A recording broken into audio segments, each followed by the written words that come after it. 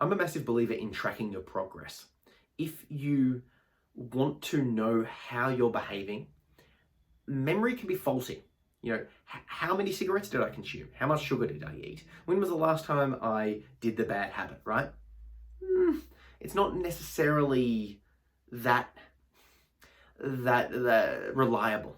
There's a couple of things can happen. You might break once and go, oh, I'm a complete failure, and only remember the times that you've broken, right?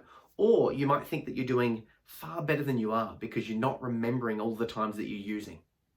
So the best way to do this, the best way to sort of break through this thing is to actually track your progress. Get a notepad and a pen or a phone app or some sort of way that you can track what is actually happening as opposed to what you think's happening. Because when you look back over the cold data, you go on your calendar and you put a cross on each day that you are successful or a cross on each day that you fail, however you want to track it.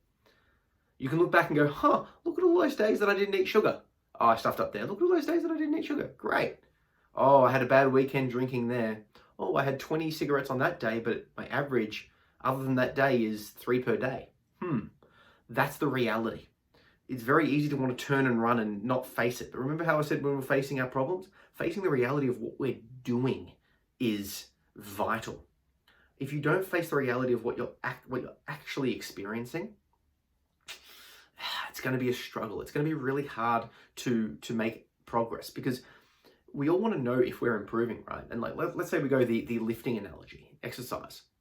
You know when you're able to lift heavier because there's more weights. You know if you're able to run further or if you're able to run quicker, right?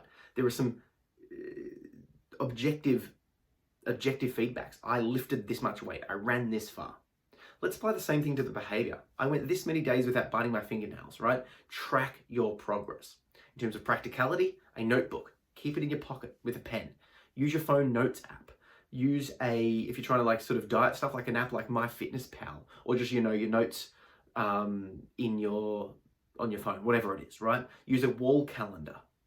However you do it, find a way to track your progress. And obviously whatever your habit that you're trying to change will be different to everyone else's. So what you measure will be different. So for example, if you're trying to quit smoking, maybe note down how many you're actually smoking. If you're trying to quit sugar, you could go sugar-free days versus no sugar-free versus sugar days, right? Same with alcohol.